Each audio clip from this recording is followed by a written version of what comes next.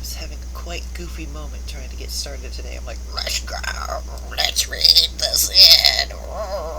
But, I figured you guys didn't want to know.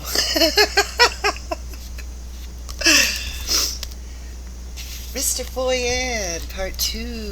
Let's do it. Let's get free. Yay, let's get free. Let's get Zen. Everybody who wants in. I'm sorry. I'm just goofy today. Forgive us. Freedom and independence. One who is not a companion of myriad things has departed the toils of materialism. The mind does not recognize the mind. The eye does not see the eye. Since there is no opposition when you see forms, there are no forms there to be seen.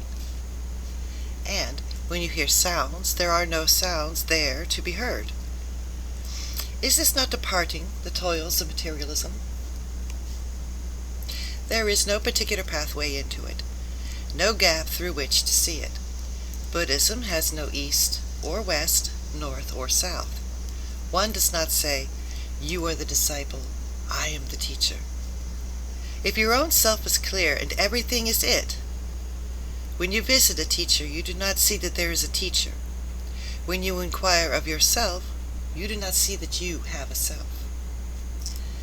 When you read the scriptures, you do not see that there is a scripture there. And when you eat, you do not see that there is a meal there. When you sit and meditate, you do not see that there is any sitting. You do not slip up in your everyday tasks, yet you cannot lay hold of anything at all. When you see in this way, are you not independent and free?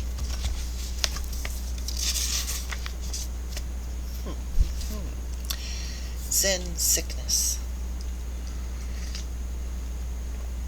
The spiritual body has 3 kinds of sicknesses and 2 kinds of light.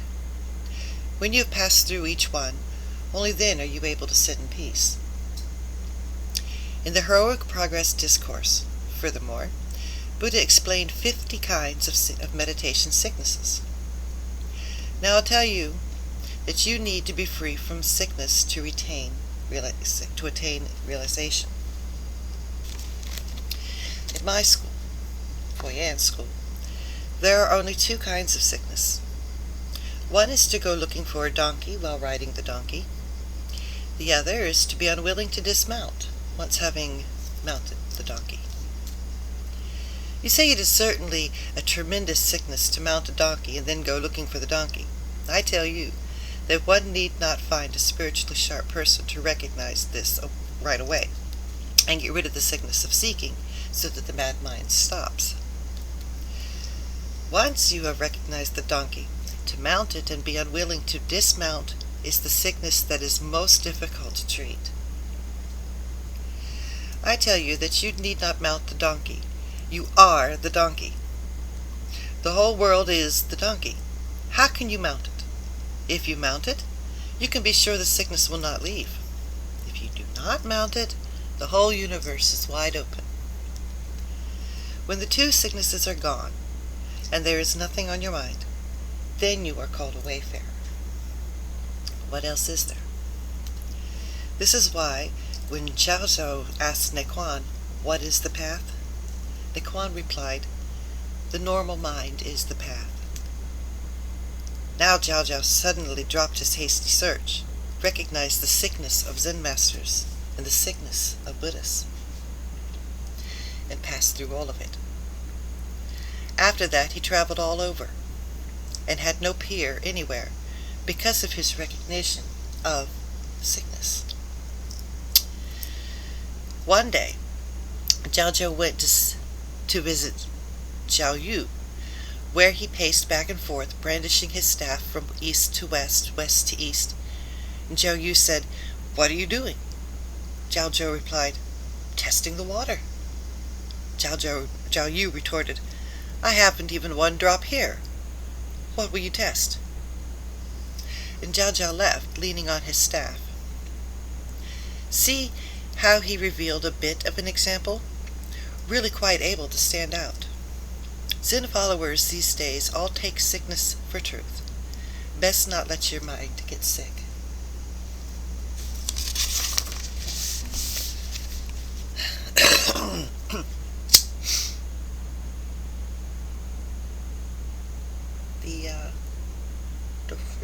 incense went out on this incense.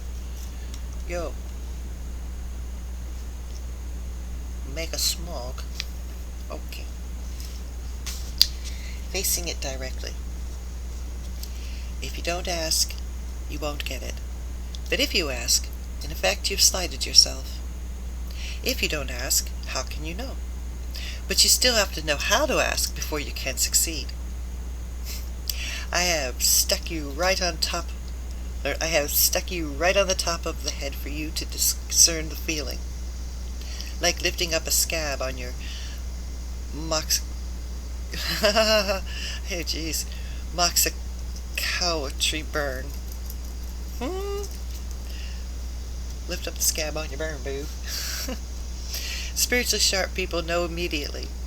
Then for the first time, they attain the ability to avoid cheating themselves in any way. I'm not fooling you. Remember the story of the ancient worthy who was asked, what was the intention of the Zen founder in coming from India? Amazed, the ancient said, you ask about the intention of another in coming from India? Why not ask about your own intention? Then the questioner asked, what is one's own intention? The ancient replied, observe it in hidden actions. The questioner asked, what are its hidden actions? The ancient opened and closed his eyes to give an indication. The ancients often took the trouble to talk quite a bit, but their descendants were not like that. They would shout at people the moment they entered the door, with no further whats or hows or maybes. If you don't understand, there is something that is just so. Why not perceive it? There is something that is just so. Why not perceive it? In other places, they like to have people look at model case stories, but here we have the model case story of what is presently coming into being. You should look at it, but no one can make you see all the way through such an immense affair. People spend all their time on thoughts that are nothing but idle imagination and materialistic toil, so wisdom cannot emerge. All conventions come from conceptual thought. What use do you want to make of them? Wisdom is like the sun rising, whereupon everything is illuminated. This is called the manifestation of non-discriminatory knowledge. You should attain this at once, and from then on there will be something to work with, and we will have something to talk about. If you indulge in idle imagination and toil over objects, then you have nothing for me to work with. What a laugh. When I talk about the East, you go to the West. When I talk about the West, you go to the East. I can do nothing for you. If you could turn your heads around, when your insight opened up, you'd be able to say, after all, it turns out that the teacher has told me, and I have told the teacher. And when the head is shaken, the tail would whip around, everything falling into place. You brag about having studied Zen for 5 or 10 years, but when have you ever done this kind of work? You just pursue fast talk.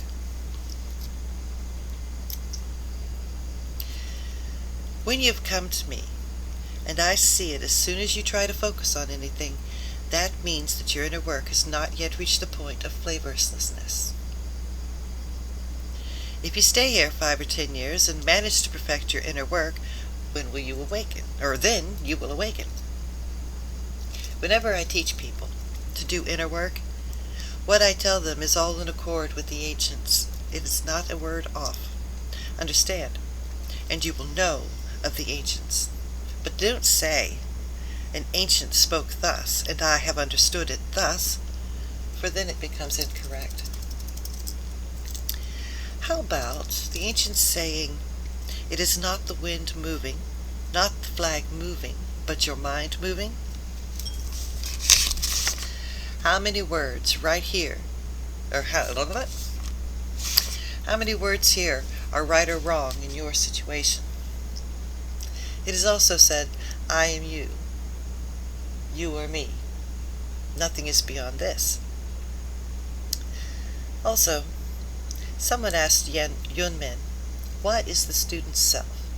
Yunmin replied, mountains, rivers, the whole earth. This is quite good. Are these there or not? If the mountains, rivers, and earth are there, how can you see the self? If not, how can you say that presently existing mountains, rivers, and earth are not there? The ancients have explained it for you, but you do not understand and do not know. I always tell you that what is inherent in you is presently active and presently functioning, and need not be sought after, need not be put in order, need not be practiced or proven. All that is required is to trust in it once and for all. This saves a lot of energy. It is hard to find people like this. When my teacher was with his teacher used to say, this path is a natural subtlety attained by oneself, generally focusing on the existence of innate knowledge. When I saw my teacher, I was able to express this for 10 years just because I wondered deeply. I later attained penetrating understanding, and now do not waste any energy at all. It is not that it is there when you think of it, but not so when you don't. Buddhism is not like this. Don't let the matter under the vestment bury me away. If you do not reflect and examine, your whole life will be buried away. Is there, in fact, anything going on here? Nowadays, there are many public teachers whose guiding eye is not clear. This is very wrong. How dare they mount a pulpit and try to help others? Showing a symbol of authority, they rant and rave at people without any qualms, simply pursuing the immediate and not worrying about the future.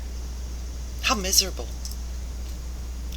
If you have connections, you should not let yourself be set up as a teacher as long as you are not enlightened, because that is a disaster. If there is something real in you, musk is naturally fragrant. See how many phony Zen masters there are, degenerating daily over a long, long time. They are like human dung carved into sandalwood icons. Immediately there is just the smell of crap. Wishing to get out of birth and death, wishing to attain release, you try to become unified. But one does not attain unification after becoming homogenized. If you try to make yourself unified, you will certainly not attain unification. Once a seeker called on a wayfarer and asked, as they rode the mountains, an ancient teacher said he sought unification for 30 years without being able to attain it. What does this mean? The wayfarer replied, I too am thus. And when he asked the seeker, understand? He also gave the seeker a poem. The ancient teacher attained unification, and I too am thus. Before the end of this month, I will settle it for you again. At the end of the month, the wayfarer passed away. Tell me about unification. Is it good or bad? The ancient teacher attained unification, and I too am thus.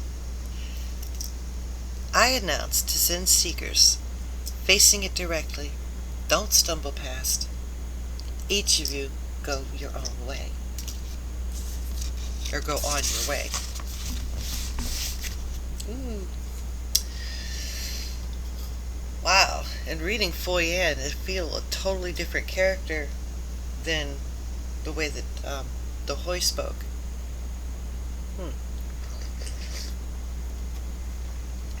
Sure. Alright, just a little while longer. Seeing and doing. Many are those who have seen but can do nothing about it. Once you've seen, why can't you do anything about it? Just because of not discerning, this is why you are helpless. If you see and discern, then you can do something about it. Nevertheless, If you expect to understand as soon as you are inspired to study Zen, well, who wouldn't like that? It's just that you have no way in, and you cannot force understanding. Failing to mesh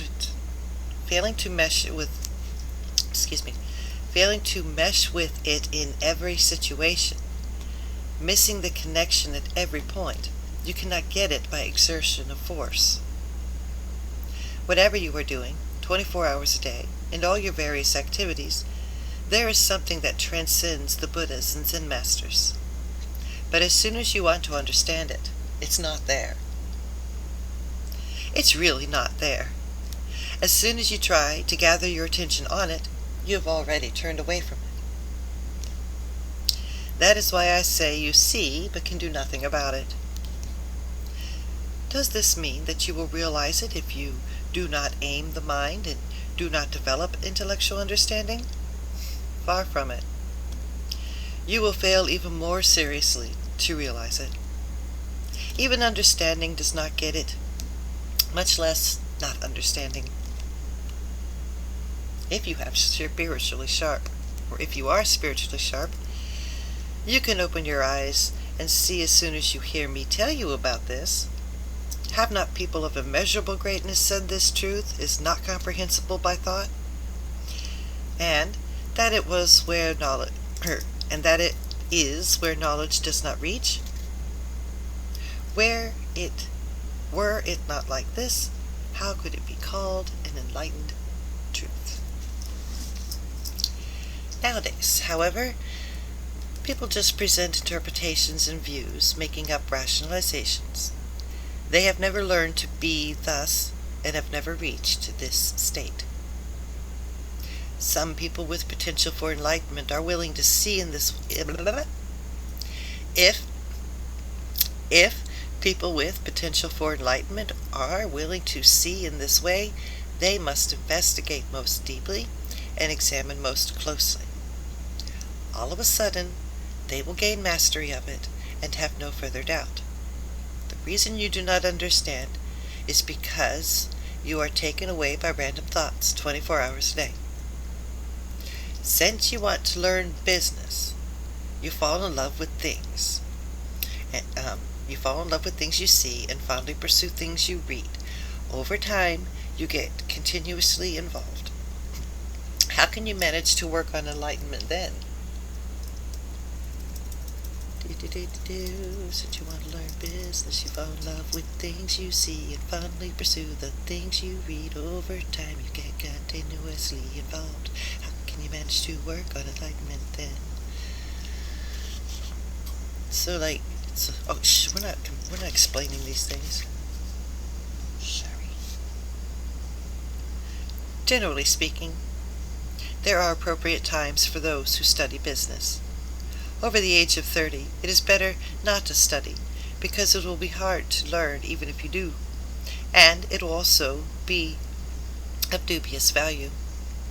If you have taken care of your own business, on the other hand, that is the business of the self, then you will still be able to learn through study, because you have been transformed. But if you have done with your business, why would you study? If you are 20 years of age or thereabouts, you can still study, but if you are spiritually sharp and intent on the matter of life and death, you won't study anything else. That was kind of confusing, I think.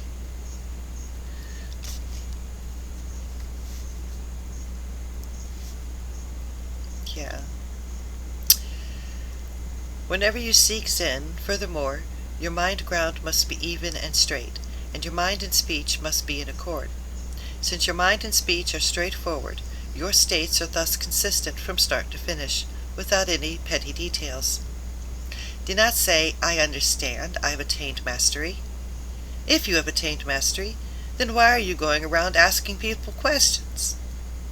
As soon as you say you understand Zen, people watch whatever you do, and whatever you say, wondering why you said this or that. If you claim to understand Zen, moreover, this is actually a contention of ignorance. What about the saying that one should silently shine, hiding one's enlightenment? What about concealing one's name and covering one's tracks? What about the path is not different from the human mind?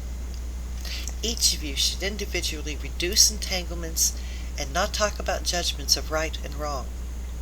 All of your activities, everywhere, transcend Buddhas and masters. The water buffaloes at the foot of the mountain is imbued with Buddhism, but as soon as you try to search, it is not there. Why do you not discern this?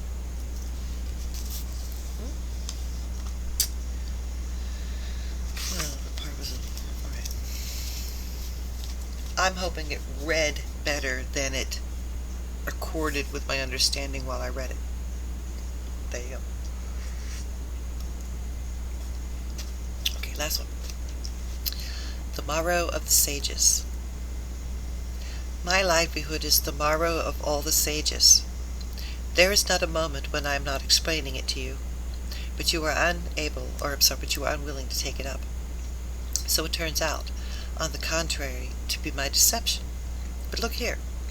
Where is it that I am not explaining it for you? Professional Zenists say, I do not teach people to think. I do not teach people to understand. I do not teach people to discuss stories. I do not cite past and present examples. They suppose we are idling away the time here, and think that if we had spent the time elsewhere, they would have understood the few model case stories and heard some writings. If you want to discuss the stories, cite past and present, then please go somewhere else. Here, I have only one flavor, Zen, and which therefore I call the marrow of the sages. Now let me ask you something.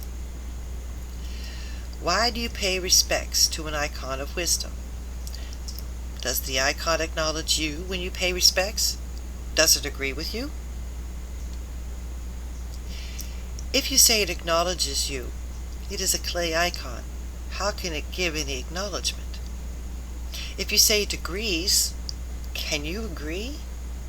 Since you are incapable of acknowledgement or agreement, why do you pay respects? Is it social convention? Is it producing goodness from seeing a representation? If you say it is social duty, how can there be social convention among renunciates? How can they produce good by seeing representations? Do you pay respects as the consequence of going along with the crowd? If so, what is the logic of that? Here, you must understand each point clearly. Have you not read how the great teacher Chang Sha one day turned around and saw the icon of wisdom, whereupon he suddenly realized the ultimate, and said, turning around, I suddenly realized the original body. The original body is not a perception or a reality. If you consider the original being to be the same as the real being, you will suffer hardship forever. But do you understand the logic of this? Oh, this one's short, so I'll finish off with this one. Not knowing. Sometimes when I question students, they all say they do not know or understand. They just say they eat when hungry and sleep when tired. What redemption is there in such talk? You will even say that you are not cognizant of whether the month is long or short, and do not care whether it is a leap year. Who understands this affair of yours? Now I ask you, how do you explain the logic of not knowing? You hear others say this, so you say it yourselves. But have you ever understood that principle of not knowing? An ancient said, not knowing means nothing is not known, nowhere not reached. This is called unknowing, so that you people today may reach that unknown state. This is the realm of the sages. How could it be like the blindness and not understanding that people today call not knowing? If you go on like this, always declaring that you don't know and are not concerned, how will you communicate if somebody questions you? There might be no one to continue on the road of Zen. Well, there might be no one to continue on the road of Zen. It won't do to be like this. Make your choice carefully. Cheerfully, dude, cheerfully. Alright. Guess that'll do us for... I mean, I could go on. I know I could go on, but my voice box is finished. And thank you. This was part number 1.